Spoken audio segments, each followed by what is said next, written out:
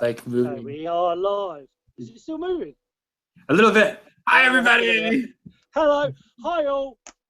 My name is Paul Brighton, aka Seafood Boggy, and welcome to the Way of Conscious Mindfulness, a show about mind, body, and spirit. And each week we have a different guest, and the show is basically about them, about their way, their Tao. Tao meaning the way, the balance, the path. So this week we have a hero of mine, a very good, very knowledgeable Qigong practitioner and also Eastern medical doctor practitioner, Dr. George Xavier Love. So Dr. Love is on the show. I'm very, very happy. So, as always, we have the co-host, the great Ethan, the ever so silent Ethan for at least 5 minutes, and so we'll kick off. We'll start off. So, George, Dr. Love, what is it that you do? What are you all about? Well, I started off. I was in the military. In the U.S. Navy during the Vietnam conflict, and my bunkmate had a sore shoulder. So I did something, and all of a sudden I took the pain away out of his shoulder. And then the next day there was 2 guys at my bunk because nobody went to sick bay unless they were shot. You know, you don't go to sick bay and say, "Oh yeah, my shoulder hurt." They're like, "Get the hell out of here." So, so all of a sudden I had this reputation of being Brother Love, the healer, because Love is my real name. It's my real family name. Nice. So when I got out of the military and I went back home to Philadelphia, everybody called me Woo Woo Man because I would touch people and their pain would go. So I ended up going to massage school so I could legitimately touch people. And then 7 years later, I went to acupuncture school so that I could become a doctor of Chinese medicine. And I wanted to use herbs, and I wanted to use diet. And then about a year later, I met this guy from China in Chinatown who was teaching Qigong. So I went to hear him speak. I went to hear him a second time. I went to hear him a third time. And he's like, "Hold up, what do you do?" And I said, "Well, I'm a doctor of Chinese medicine." He said, "Come to my office." So he said, "I want you to work with me." And I was like, "Doing what?" And he said, "Chinese medicine." So I was really skeptical because he's Chinese. He's in Chinatown. I live in New York. My wife, I was a newlywed. I was only been married a year. And my wife said, "You're not going to Chinatown. You're not going to work for some Chinese guy. You don't know if he's going to pay you." And I said, "When is the next time a Chinese Qigong master is going to ask me to work with him?" So, full faith, I just jumped right in. And for the next 6 years, I apprenticed to Master Li. And then he taught me how to shrink tumors. He taught me how to get rid of arthritis. He taught me how to shift energy. He taught me how to do bone setting. I mean, miraculous stuff. Now, this is after I finished acupuncture school in Canada. So, one day, 6 years later, his granddaughter shows up from China, and they start talking all day long in Chinese. And that's when I figure, okay, my time has come to an end. So I pack up, I leave New York, and I move to Florida. And I start practicing Qigong in Florida every day. 4 years later, he calls me on the phone, said the granddaughter was killed in a car accident, his wife had a stroke, and he was going to die in 90 days. And he wanted to transmit his family lineage to me. And I was like, "Master Li, you have plenty of students. You got some kids I don't even know about. You know, I have a new life in Florida. Why do I want to become the lineage holder of Qinglong Qigong?" And he said, "Because you're the one that I want." So I said, okay. So I went back to Chinatown, and for the next 3 weeks, he taught me specific secret practices and transmitted the family lineage. And then 90 days later, to the day, he died. So I'm holding the lineage of this 300-year-plus teaching. Now, you may have heard of Ken Cohen, The Way of Qigong. He's written like an encyclopedia. So I went to Colorado, Nederlander, Colorado, and I took all my notes, and I showed Ken Cohen the notes. And he says, I've been studying Qigong for 30 years. I've never seen any of this stuff. He said, you have a really authentic family lineage. And I said, okay, now what? He says, well, you're your own. He said, you either teach it or it dies. So I have this acupuncture practice, but then I'm compelled to teach this secret lineage. So that's where I'm at, between teaching, which there's no money in, and having an acupuncture practice. So that's my life at this moment. It's just teaching and treating. It's an interesting journey. I sort of had a sort of similar thing. My two teachers were Malay Shun, or he was known as, everybody knew him as Shun, and his brother Potion. And Potion, I just realised it sounds like a magic spell. So the brother Po, and he was the bone setter, and he was very much on the Chinese medicine side. He did acupressure, he did Shun Qi Shen and Shun Jing Shen. So like what I now call spiritual empowerments, similar to, obviously, like predates, or similar to Reiki as such, but predates it. And then Malay Shun he was more the statistician, and they both knew each other's arts, but they were like the yin and the yang of Tai Chi. You know, in essence, they bounced off each other, and they were both known with it. And again, you know, there was this family system that they taught, and it's very interesting for a Westerner, or for what happened with my teacher. My teacher said, when I was about 12 years old, he would go through in England. You had like the martial arts, and one of the martial arts I was doing at 12. They would have adjudicators, you know, but other martial, like the Chinese martial art board would have adjudicators that would do the belts from different systems. And Shun was one of these people, and he basically saw me and said, you have potential, and later said, you are that everyone is immortal, or the consciousness is immortal, and in the past I've taught you, you've taught me, and now it's my turn. And I got told that at like 12 years old. And it's, wow. You sort of look back now and you go, wow, you know, but at the time it's, oh, okay, you know, but it was the way, it was interesting for me, where you get other Western practitioners, you know, other people doing acupuncture or even Qigong, and doing these other healing systems, and they don't actually know or understand how they actually interlink so well, you know, like a puzzle. You get people like yourself who have been taught, well, this goes in here and this goes in here, and you suddenly realise that they're all part of the same picture, the same puzzle. But when you're only dealing with one or two pieces, you know, you don't realise how much the others rely, how much the others will benefit as well. Does that make sense? Absolutely.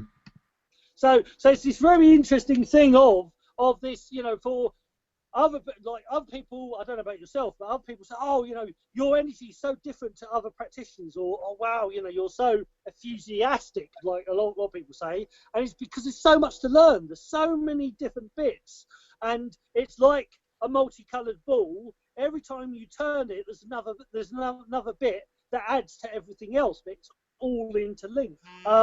It's just that you know, I love it so much, and I love healing, and I love teaching, and it's but yeah, it is this interesting journey that I don't think I don't. People talk about fate. I'm not sure that you choose it. I think it chooses you. Well, would you agree with that or disagree? Or Okay, I think intellectual curiosity has a lot to do with it, because if you don't ask the right question, you don't get the right answer.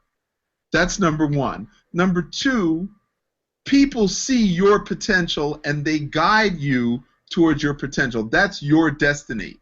And that's destiny reaching out to you. But you could still refuse it. You could still go down a dark hole. Okay? But then again, what is your motivation? Is it to help people, or is it self-aggrandizement?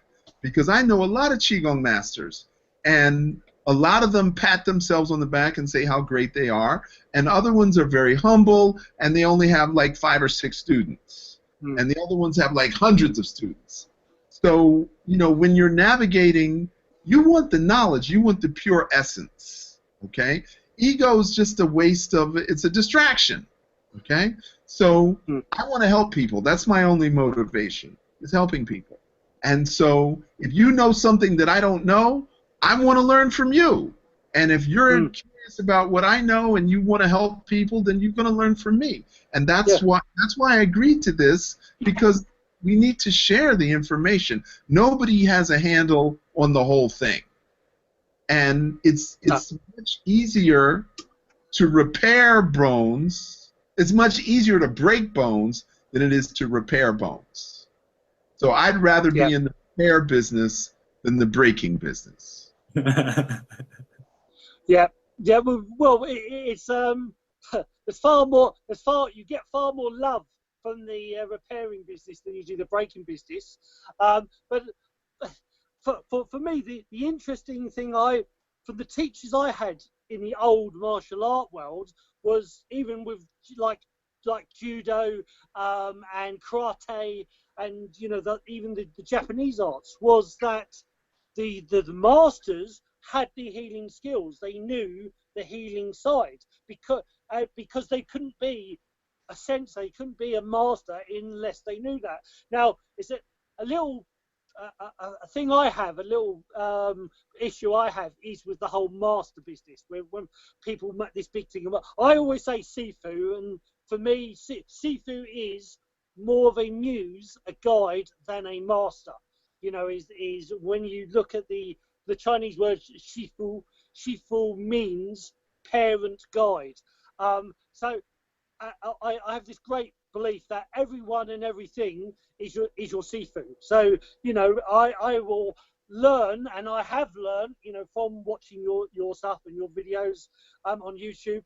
I learn as much from you as I would from the sky or a butterfly, as long as I listen. You know, as long as you're paying attention and being aware, the universe is talking to you in many different ways, and all you need to do is listen. And you know, so that's one of my philosophies, is that, you know, like you say, is that everything, there is so many different ways to learn, there is so many different bits of information, and all you got to do is shut up enough to actually hear what somebody's saying and actually pay attention, but also, you know, be loving and be receptive. But hey, what do I know? So Ethan, have you got any questions? I do, actually. I have several questions. I'm interested in your daily practice. I know that Qigongs, I practice Qigong, I practice Soaring Crane. I have a daily practice that I've maintained for almost 2 years now. So I guess my question is about your daily practices and how they manifest in your life. I've been co-hosting the show for a while now, and there's some things that I think we miss sometimes when we're talking about things. And like, one of the things that I would like the viewers to be more aware of is the consistency of the consciousness that it takes for daily practice. Along the lines of like, that it's never something that you're going to be done with. Because it's always going to be there to go over it again. And that's the beauty of it. So ultimately, I guess I'm just wondering what your thoughts are on daily practice, Okay. Your experiences with it, and how they manifest in your life. Okay. So if you brush your teeth every day, you take a shower every day, you eat every day, you go to the bathroom every day, you do Qigong every day. Yeah, you don't totally. Stop breathing, okay? So cultivating Qi is literally breath. So if you're cultivating Qi in the morning, why can't you cultivate Qi all day long?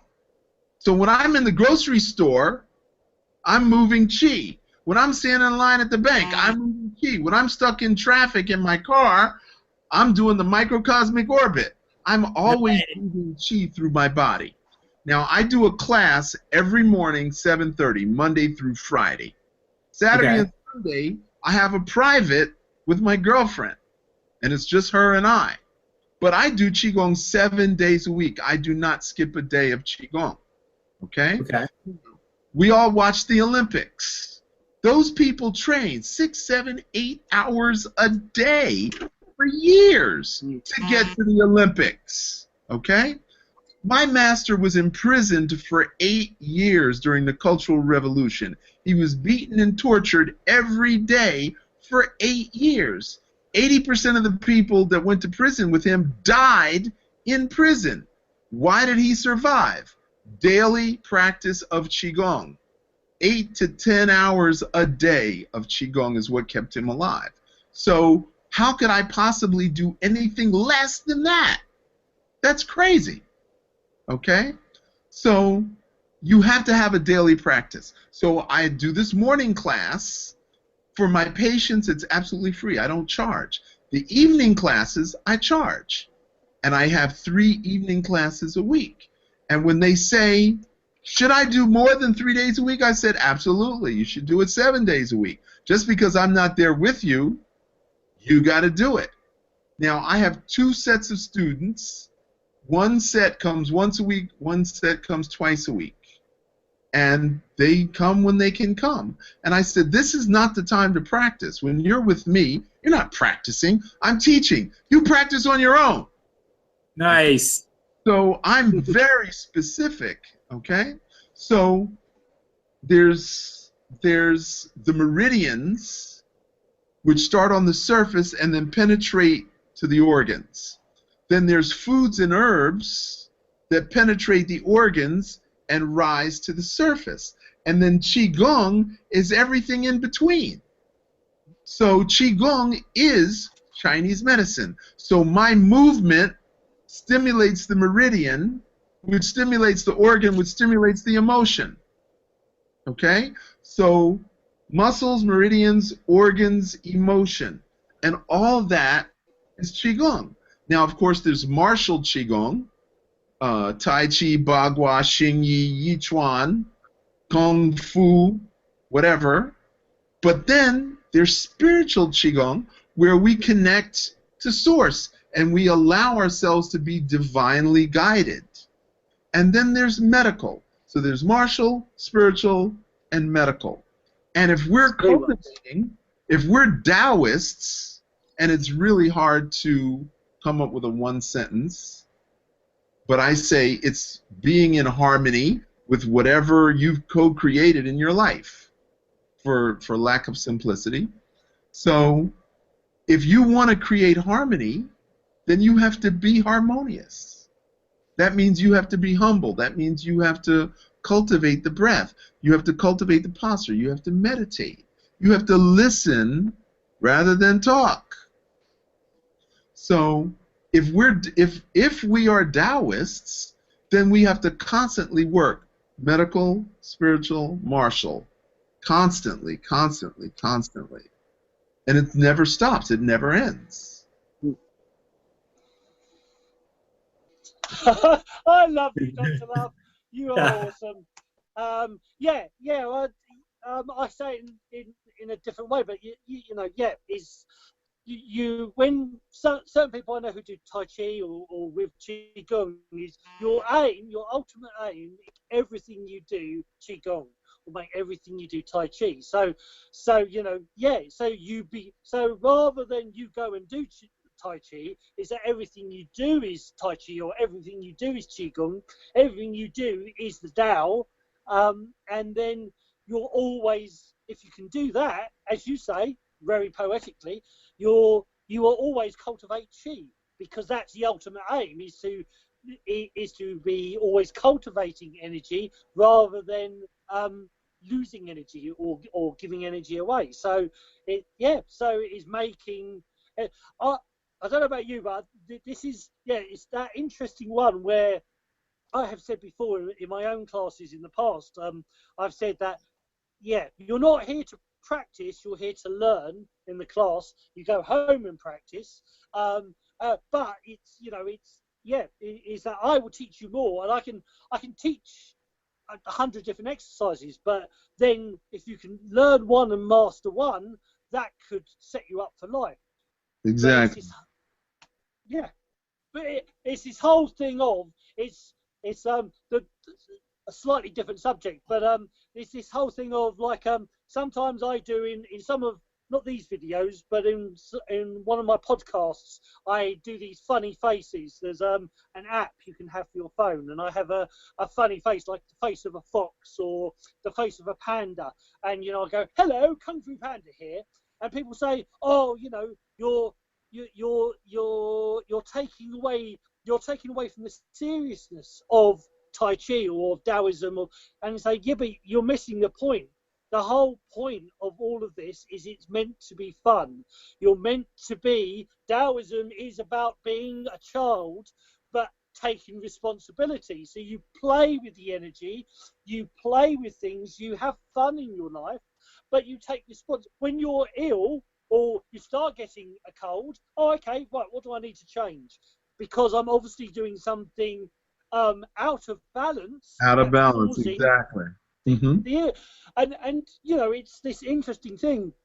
It's like I've been to many times been to China, and one of the things like with the whole thing of the barefoot doctors and the dragon dog shaman were that they would go from village to village looking after people, and the fact was that the village would look after the doctor, look after the shaman while they were healthy. If that person became ill, then the doctor, in essence, wasn't doing their job. But also at the same time is that if you weren't listening to the doctor, if you didn't do what he told you to do or advised you to do, then you would get ill because you're going out of balance. So the whole thing, the Tao means balance, or one of the many versions, and it's all about balancing on a moment. At first, we talk about practicing Qigong for 15 minutes a day or practicing Tai Chi for 15 minutes a day. But as you say, very poetically, and as but Ethan knows as well, is that eventually your aim is to be doing it every single moment you're in balance. Every single moment you're attaching, you're connecting to the universe, to God, to the Tao, whatever you want to call it, the Marshmallow Man. It doesn't matter what you call it, as long as you attach to it, and as long as you flow with it. And you're saying, like the martial Qigong, the medical Qigong, and then the spiritual Qigong, the three ones, it's all about blending those three together. It's about harmony, but it's also about having fun.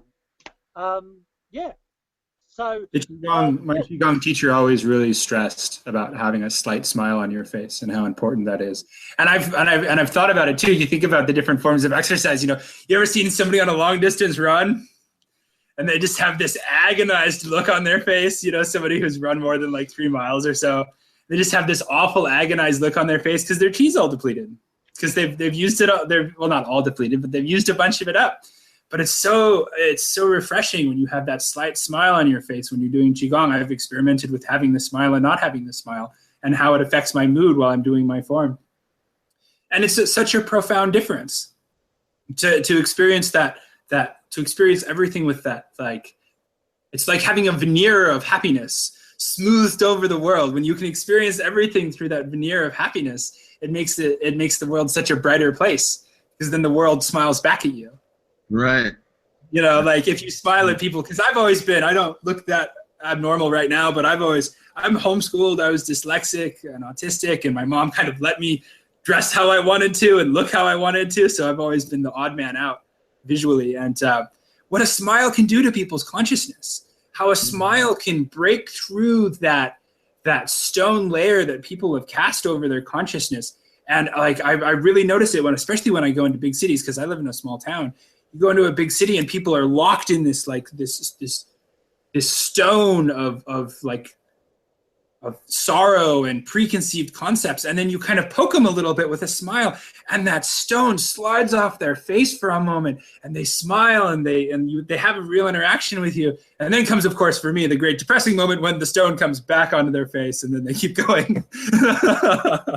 But just the difference that a smile can make, and the power of a smile is definitely a profound and amazing thing.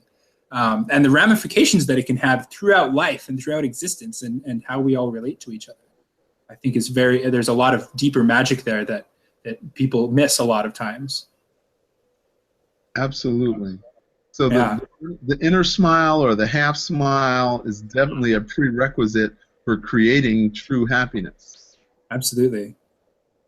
I absolutely agree. It's like it's setting yourself up to win. Exactly. You know, there's that saying about, there is no good luck or bad luck. It's just forethought and preparation, or not enough forethought and not enough preparation. So I'm slightly misquoting, but something to that effect. You know, it's like I used to be I'll use an example from my own life. I used to be one of those people that didn't plan ahead far enough with food and water. So I'd end up hungry partway through the day, or I'd skip breakfast or something, and it would just make me miserable. Exactly. But you could make the argument that was bad luck. Well, that's not really bad luck. That was me not considering my body's needs that I know my body's going to have, and being fully loving my body. Because from my perspective, this is just my perspective, if you're not giving your body all the food that it needs, you're withholding love from yourself. If you're not giving your body the movement that it needs, there's a holistic healer named Paul Chek, who I'm a really big fan of, and he has it broken down into the 4 doctors. There's Dr. Movement, Dr. Happiness, Dr. Quiet, and Dr. Diet. So if your 4 doctors are in balance, then you will never need to go and see an actual doctor because of those, as long as you can balance those 4 things. So are you using movement in a healthy way? Are you are you a power lifter who just lifts ridiculous amounts of weight and doesn't do any stretching and doesn't do any meridian activation or anything like that? Or are you the flip side of that? Like, I studied martial arts.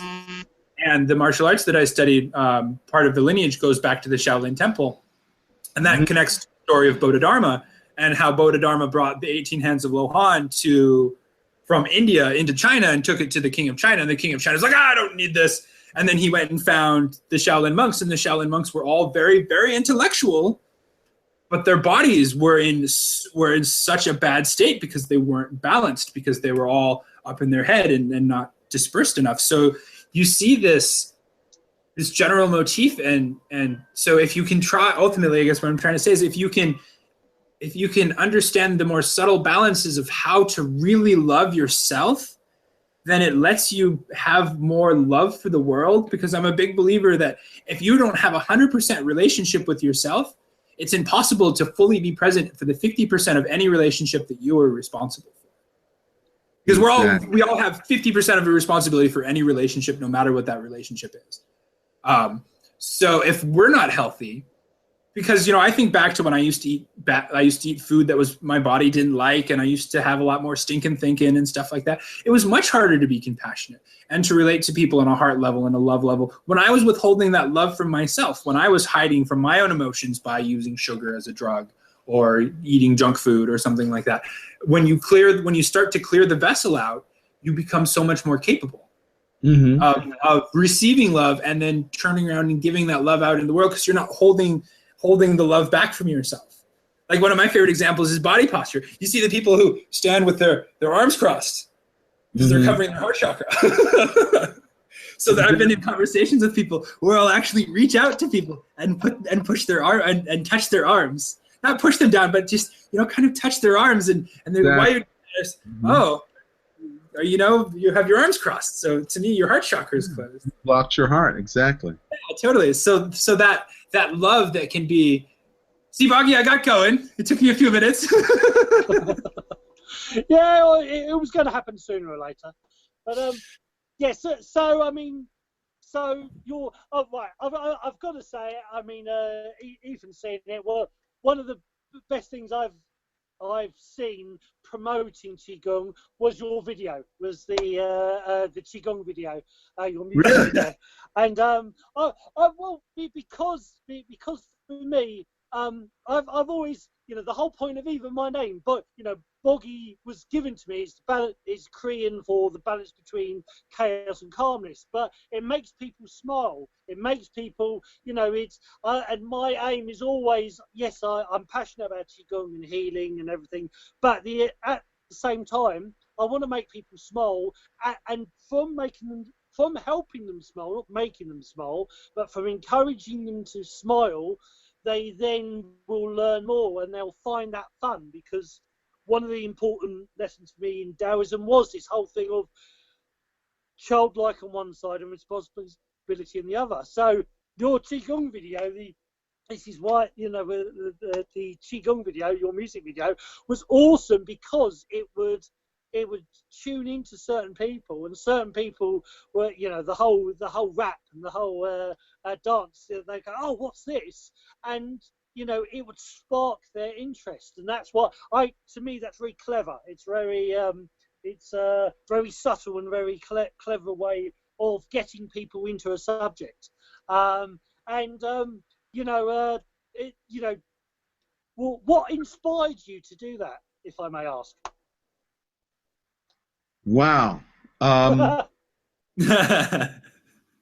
My cousin, I have two girl cousins. They're both born within a couple of months of me. One's on my dad's side, one's on my mom's side. They both got uterine cancer, and they both died in less than a year. Oh, I'm sorry. And I was young. I was 35, 36. So they were the same age as me. And they died. And there was nothing. I felt helpless that they had uterine cancer and I could not help them. And then I got angry, and then I got pissed off, and then I started doing research. So what kind of motivates me is, how do you stop people from getting cancer? So in Chinese medicine, you have an accumulation, which becomes a stagnation, which becomes an inflammation, which becomes tumor formation. So accumulation, stagnation, inflammation, tumor formation. So that's a process. And if you do Qigong every single day, then that process will never develop into cancer. And that's my motivation, is to help. So lung cancer, colon cancer, prostate cancer, breast cancer, these are the things that people die from. And they are mostly self-created out of ignorance and believing that the greater culture can't hurt you. That soda and beer and wine and fish and chips and fried fish and fried chicken and that all this stuff is good for you and it can't hurt you. And I'm like, no, you cannot believe that the outer culture has your interest at heart. They're only interested in selling their stuff. And the gymnasiums are corporate, and they want you to get a membership and never come and train. And so everything is its own financial racket. So you have to look out for yourself. And if you don't love yourself, right, Ephraim? If you don't look out for yourself, you're done. Yeah, okay? You're done for. You're not going nowhere. So Qigong is self-love. Okay? Now, if we lived 500 years ago, we would go to the temple and we'd say, oh, Master, train us. Please train us. He wouldn't say, okay, give me 500 silver coins and for room and board, and then I'm going to train you. He'd say, sweep the yard, empty the trash, bring water, and I'm going to feed you and train you. So you'd work you would contribute for the training, and then you become part of this bigger family. Okay? Where is that today? That doesn't exist. Okay? Absolutely. So, Australia, warrior monk training, you get 10 acres, 20 acres, 50 acres. I'm going to Australia, and we're going to start warrior training camp, and we're going to pull martial artists and Qigong practitioners from all over the world. That's what I want to see. Totally. I'm there. I love that idea. I'm up for it, Dr. Love. I'm with you. So, but yeah, it's this. I don't know about in the States, but in England, when there's there's a poem I was taught, and the poem was it's about why worry. They call it the Taoist poem of worry, but you can replace the word worry with anger or anxiety or any of those. But it says, why worry? Worry turns into stress. Stress turns into tension. Tension turns into illness, and illness eventually turns into death. So why worry? Because it will kill you. Because, as you said, the domino effect is that what people don't understand. And now, as a child, as a child, I used to. My daughter's very similar to me. I would worry about upsetting people and saying the wrong thing. And I grew at the first, because I started doing Qigong when I was about 11, 12. And around 13, 14, I was getting mouth ulcers, especially in the summer. And what my two Sifus, especially Po, was saying was, if you were to let that manifest, the mouth ulcers will eventually turn into stomach ulcers, would eventually turn into tumours, which will eventually turn into either colon cancer or stomach cancer, or and it starts off something very small, and it builds up and it builds up and it builds up, and it's almost like somebody tapping on your window and you don't listen. So then they tap on your door and you don't listen. Then they knock on your door and you don't listen. Then they ring the doorbell and you don't listen. And the universe, if you haven't listened to all of them, they then get a car and drive it through your front door. The whole point of accidents or big illnesses is, how I was taught, was that the big illness is you not listening to your body and you not listening to the universe. So when these things are there, is that, well, let's go the opposite way. Let's redirect that energy. Let's turn illness into chi, but also let's redirect, what are you doing? What path are you on that is creating these problems? And that's the biggest thing in the Taoist side, or the Chinese side, that I've noticed is their viewpoint of illness is totally different to the viewpoint in the West. They don't look at you. They don't look at it as you being ill. They look at it as you being unbalanced.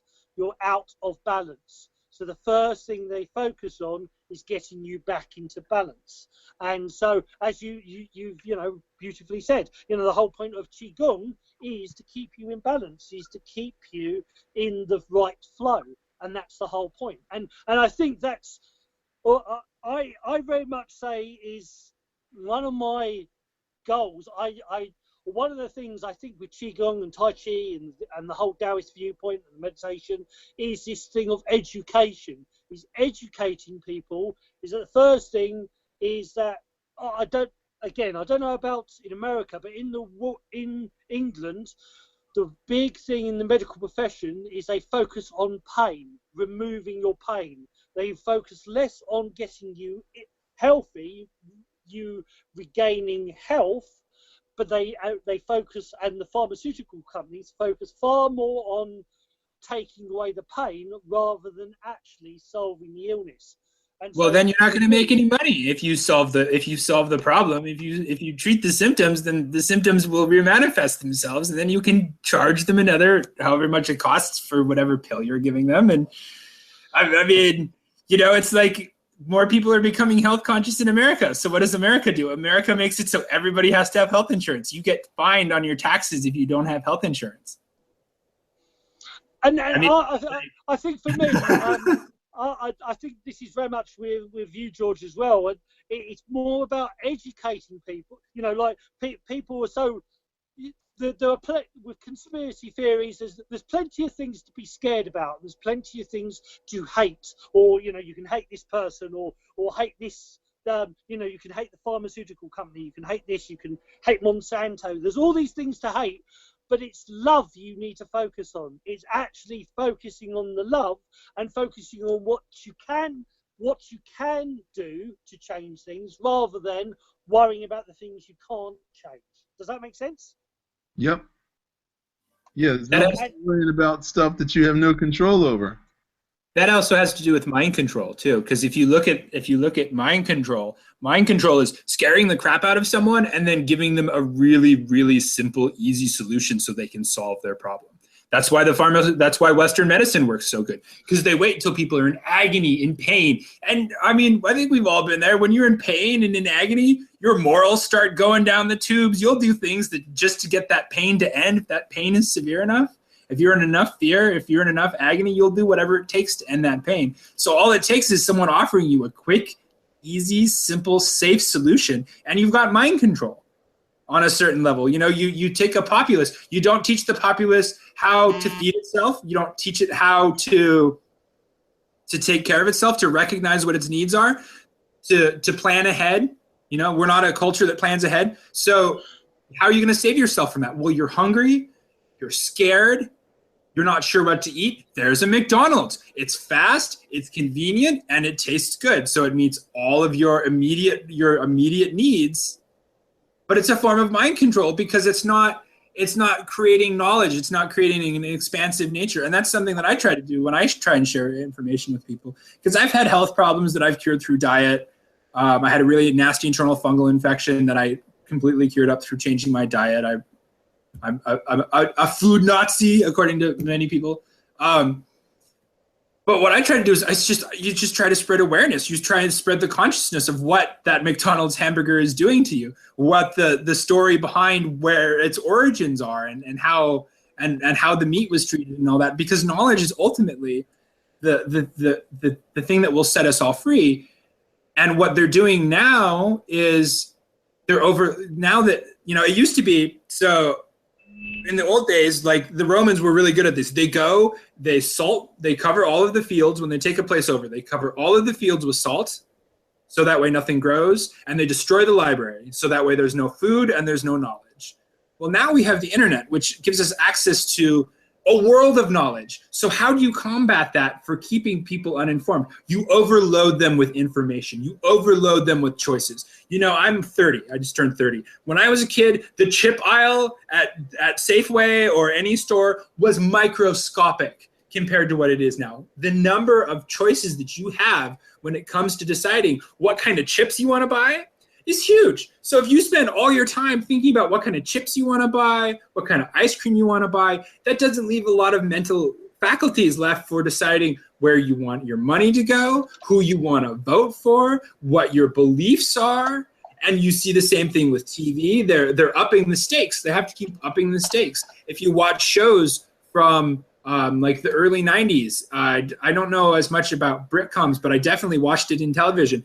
Watch shows from the early 90s and then watch it around the time the internet comes around. You'll see the style of humor start to change.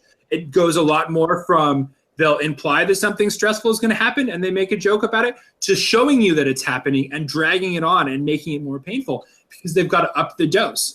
Like another great example is King Kong. When King Kong came out, the original clay animation King Kong, the Harryhausen, people were terrified of King Kong. We will show that to our children, and our children are not even fazed by that anymore because you gotta up the stakes to keep people going. You know, now it's like the things that they have in children's shows are things that to me were things that were adult when I was growing up.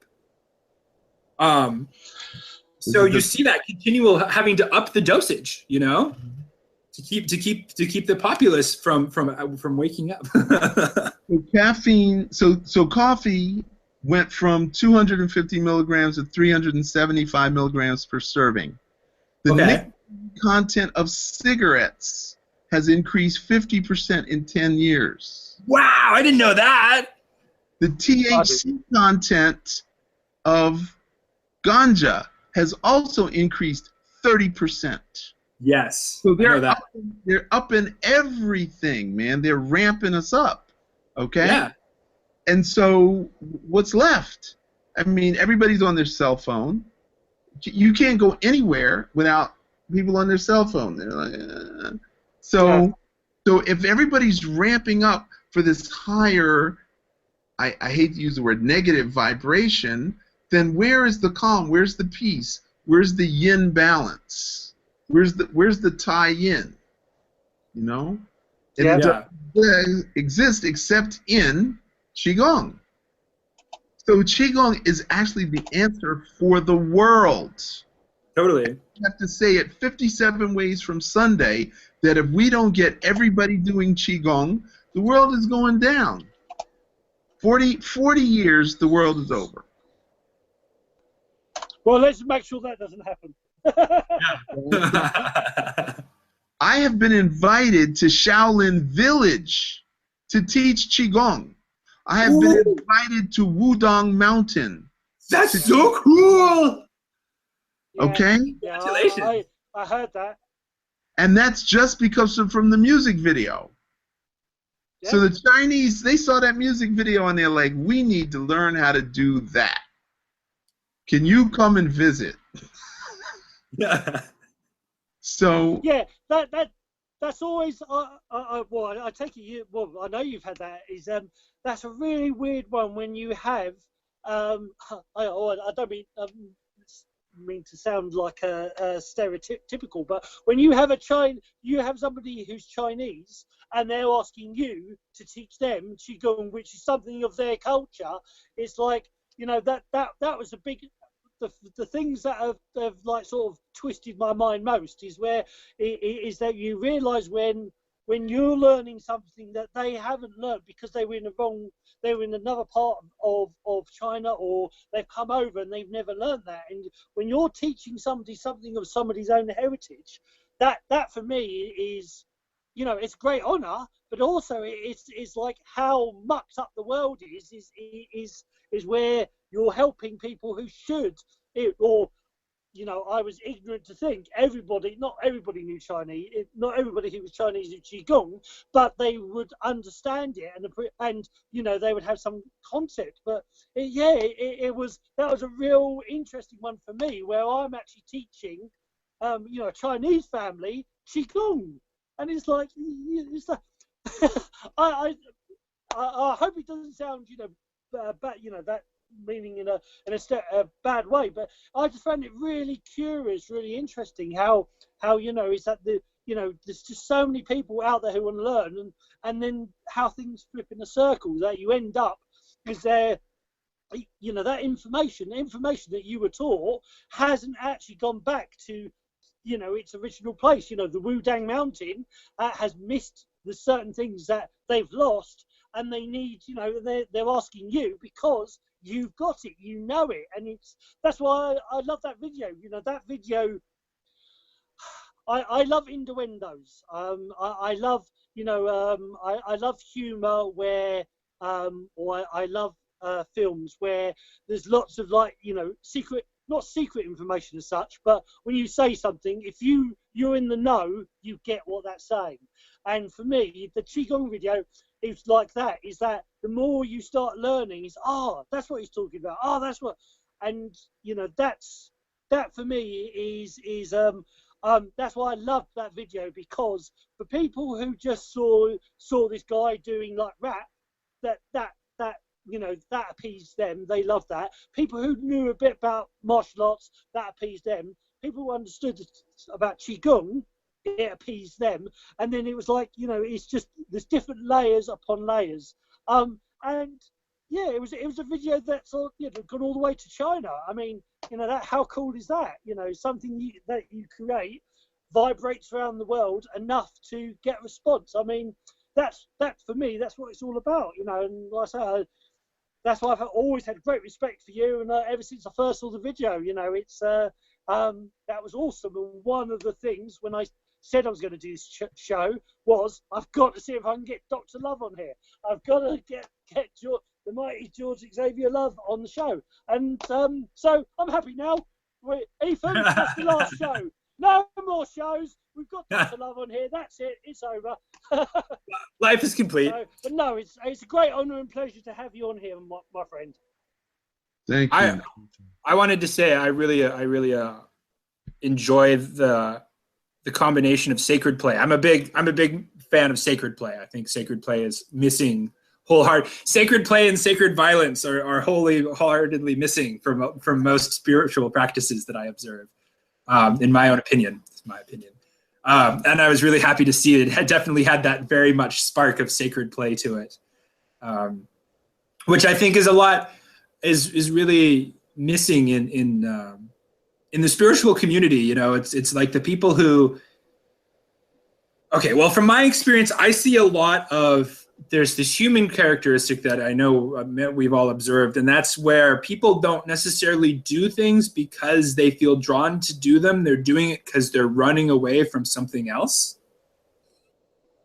So you see people who aren't okay with violence, who aren't okay with being silly and playful in the spiritual community because of the place that violence has for so many people. I personally feel that violence has a place. You look at animals, you look at the rutting stags who fight over the females, you look at the survival game between the lion and the lamb, metaphorically, and you see this very sacred violence that has a place. And to me, it's actually a form of compassion because, you know, in our world today, like you see people who have very old and sick animals who are suffering. These animals are suffering. These animals, if they were left to their natural environment, wouldn't be suffering. It's because people are holding on to the concept of this animal, this love, that this animal is being forced to suffer. Mother Nature doesn't do that to her animals. When an animal becomes too sick or too old, her version of compassion is violence. Now, whatever we tell ourselves that story about that violence is whatever it is. But to me, at the end of the day, if we're going to take as Taoist of a perspective as we can, that violence is sacred. There's a sacredness to that violence. So I see this a lot in people who are vegetarians and who are vegans. I wholeheartedly agree. If you reach a point in your consciousness where your body doesn't feel like it wants to eat meat anymore, I support you 100%. Please be a vegetarian, be a vegan. But if you're not eating animals because of a concept that you have about eating animals being wrong or something that doesn't directly connect to your body and your body's communicating to your needs, to me, that's a dogma that's going to get in your way. Because I know a lot of really sick vegans who are all about, you know, holding up the animal, but they're denying themselves love in exchange for a concept. You know, they're not eating meat because not because they don't feel like their body is craving meat, but because they have a mental construct against it. And the same with sacred play. You see all of these spiritual people. Yes, you do need to be very serious and spiritual at times, but at times you need to run around like a fool and act like a fool and scream and do whatever your body feels like doing and have that sacred play and have that sacred fun. And so I really feel like with most things in life, I'm kind of the odd man out here. I really feel like there's a huge lack in the spiritual community at this point of sacred play and of recognition of sacred violence. So I wanted to give you props for the sacred play because your video to me is very much a combination of the sacred play with that hard-hitting truth in the center, which to me is the balanced sacred play. The sacred play of we're playing, but we know that it's serious, but we can play because we understand that it's serious. I related, like when I was growing up, my parents were really big on manners, not like strict on manners, but as a result, I know when I need to use please and thank you and yes, sir, and no, ma'am, and have good table manners because I understand the balance of the two. And I feel like that balance is not being properly represented in the spiritual community today, of the balance of the sacred play and the seriousness and the sacred love and the sacred violence that is the other half of the sacred love. Mm-hmm. We don't want to look at that. We just, oh no, it's violence, because I mean violence has gotten way out of control. It's become way too prevalent. The balance is definitely off.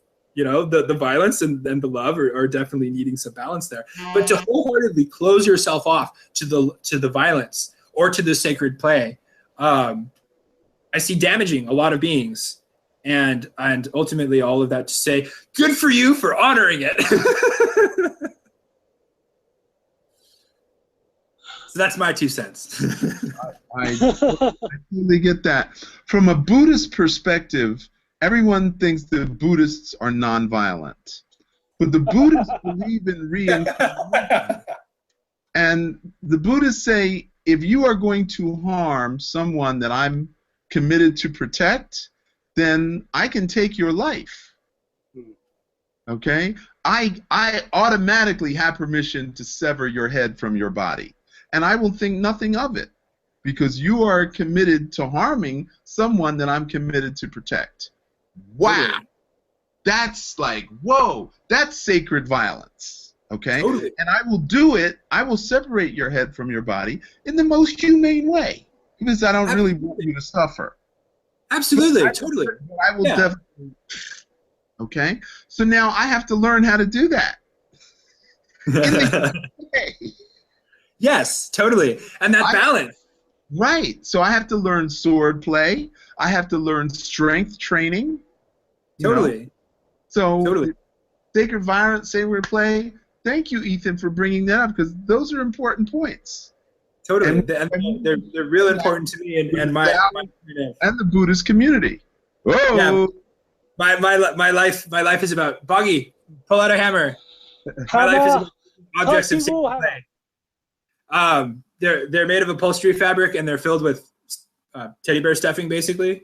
But you can wallop the crap out of people with these, and it's and there no harm will come. And that's what it is recognizing that animal nature in us, recognizing the sacred violence in the sacred play, and bringing them together in an applicable form that will help expand consciousness. So that's kind of one of my things. But yes, I absolutely agree that compassion in the violence. Now, that's something else that people don't talk about, is having that compassion within the violence of, yes, I will hurt to protect, but I will do as little damage as I have to do. I will I will only take it as far as is necessary, and then I'm going to run the fuck away. That was one thing I really enjoyed about the martial arts style that I studied, which was a street fighting style from Hawaii, where the point of every single grab counter or punch counter, at the end, you practiced running away. As at the end of the thing, after you had done your technique on the person who was attacking you, you ran away, because the point was to be able to get away. Because that was the point of the style, was to be able to defend yourself. If you find yourself in this situation, here's what to do. But ultimately, the point is to not find yourself in that situation, to have the emotional fortitude and training to be able to walk away from a conflict before the conflict gets to that point. Because I've never seen a conflict between two people where blows were exchanged, where one person didn't have the opportunity to walk away multiple times. Now, I'm not saying that there's not ever a situation in life where you will have that choice, because sometimes you don't have that choice. But most of the time, if you end up in a fight, you could have walked away from it. Your ego kept you there. Something kept you there. Something you had to prove, or something kept you there. You know. Well, the guy in strategy, in Taoist strategy, Sun Tzu, as some people say, or Sun Tzu, as it should be said, who wrote the Art of War, the Art of Strategy. One of the famous words in it was, "If you want peace, plan for war." And the whole point of, like, within the three M's, the three M's of Qigong and Taoism, which is martial, medical, and meditational. Martial is people hear the word martial arts, and I think in the West we misunderstand it. We hear martial, we think of fighting, but it's martial art. The martial is the strategy side. You prepare for war, you get yourself fit and healthy. But if you're fit, then therefore you're healthy and you will thrive. But if you had to fight, then you can. But the aim, like the whole, Shaolin principle, the whole Buddhist, a lot of people, I think a lot of people don't realise that Shaolin monks are Buddhists. And the whole point is there is this balance between if they have to fight, they know how to look after themselves and they protect. But they learn to fight to maintain peace. They learn to fight to create harmony, to create balance within their society. And so in peacetime, fighting becomes fitness. So peacetime, so Shaolin martial arts and the Tai Chi and the Kung Fu and the Qigongs. In peacetime, it's all about fitness. In wartime, it would be about martial applications. And then the art of strategy in peacetime, it's about, making your business thrive, making your village thrive through strategies of learning how to improve your business, your business, or learning how to improve the market side of the village.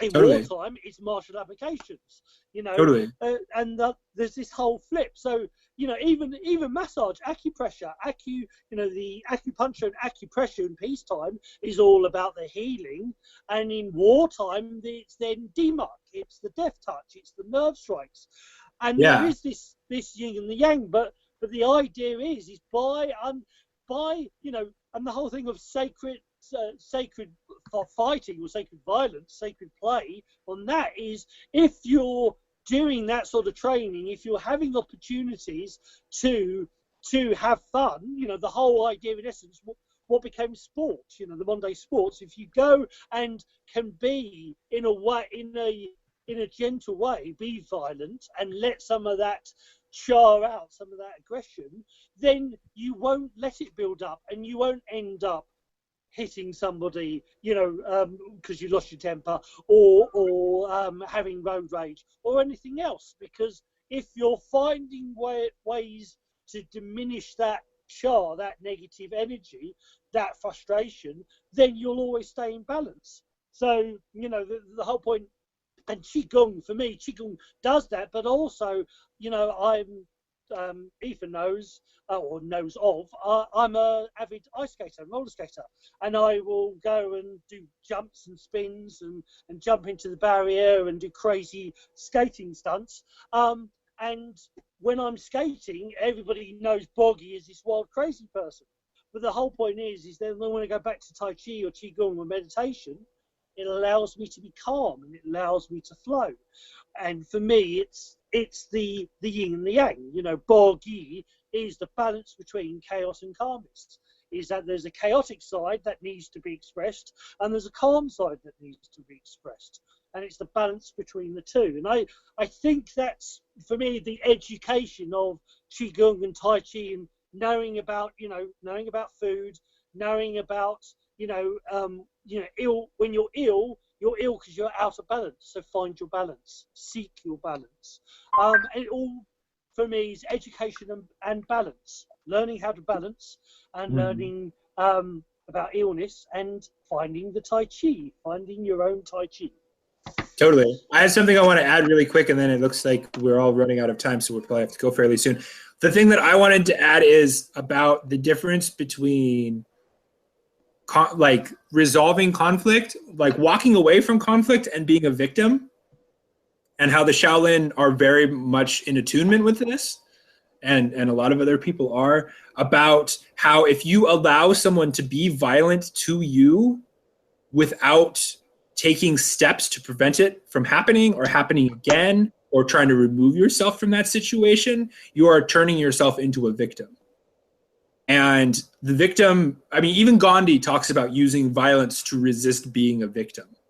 There's a huge difference between allowing something to happen to you and not having a choice that something's happening to you. There's a Buddhist form of martial arts, I'm not sure what it's called, Boggy might know this, where the whole theory of the form is to stay behind your opponent, and if you hurt your opponent, it's considered to be a fail in the system.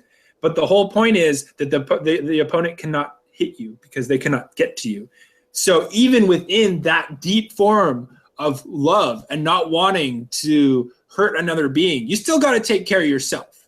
You still got to stand up for yourself. You still got to stand up, because otherwise you're just going to be a victim. And if you're a victim, then that is handing your personal power away to somebody else, which is giving them more power than they need to have, or probably know what to do with, which is just going to lead to more problems in the world.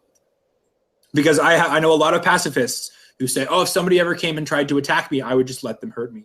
And that is a very, very, to me, a very dangerous and very damaging concept to spread with the world. Because no, that is not really optimal. You need to defend yourself. You need to take care of yourself. You need to make your boundaries clear and stand up for your boundaries.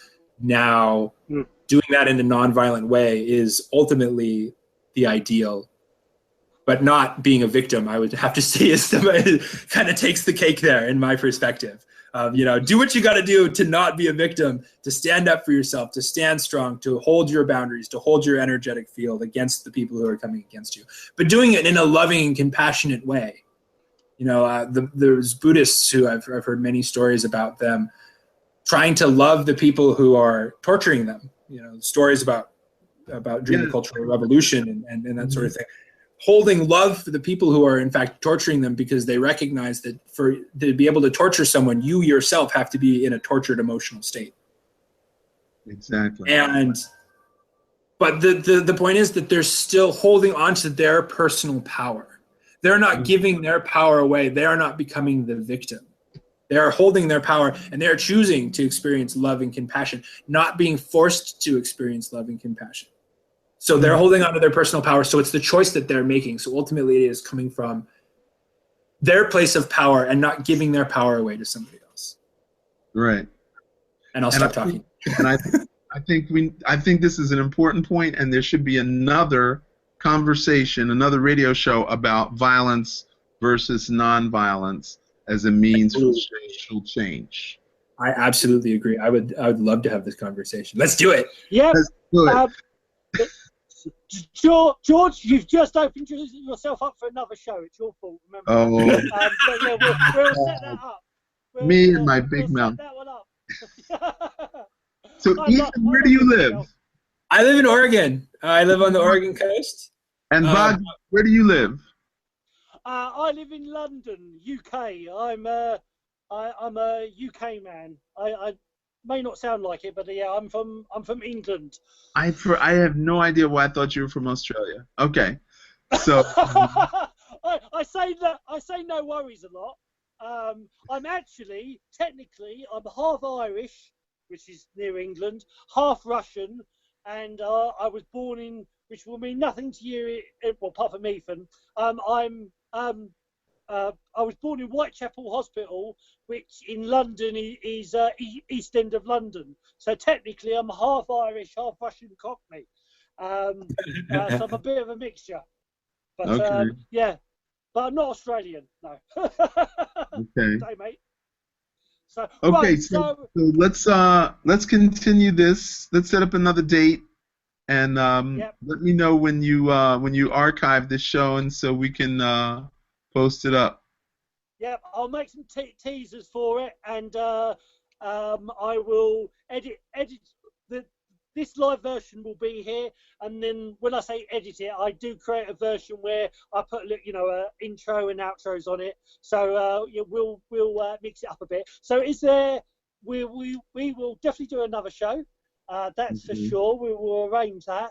And is there anything else you'd like to say before we wrap it up, as they say? Well, I think we should give out websites and Blue Dragon Qigong Academy. Yep. Blue Dragon. I will put all of these links for you. I'm on Facebook. I'm on YouTube. The YouTube channel is Dr.Love or Mystic Master 49. And reach out, communicate.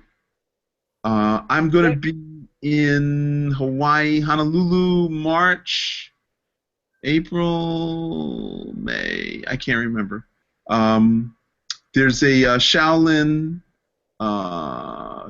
conference, and I'm an invited speaker in Honolulu, 2017. So if you studied Hawaii, then you should come for that, Ethan, for sure. And maybe we could get Boggy out of London for a hot minute. That would be great. I'm working on making a business devoted to cloth weapons and all that. So as soon as I start making enough money, Boggy's coming over here to help. Okay, I think cloth weapons, is a great idea. Thanks, man. I really appreciate it. You get out your aggression without hurting anybody. Yeah, totally. It's even I know a couple of therapists who are like, fully trained, really good, legitimate therapists, and they've both told me that they want them for their clients. Yeah. So there's a lot of magic. We'll have a conversation about it sometime. I know we're all trying to get off. There's a lot of deep magic involved, and a lot of omens and a lot of other really positive stuff about this. So this is going places, man. This is fun times. Right. And that's another show with Dr. Love. That will be in the future. Okay, right. Well, so guys, audience, I hope you enjoyed it. I will put all the links to Dr. Love's websites on the videos, and when I post this onto Facebook, I will put them on there as well. I am really looking forward to the next show that we will have in Dr. Love in the near future, when we talk about violence, or the understanding of violence, sacred love and sacred violence. That's another show for another time. This is Paul Brighton, aka Seafood Boggy. You've also had the great co of Ethan Collins, the mighty Q, as I call him, and of course the great, the fantastic, the glorious Dr. George Xavier Love. So for now, take care. Love, Chin Shen from Seafood Boggy and everybody else. Okay. Bye. Love.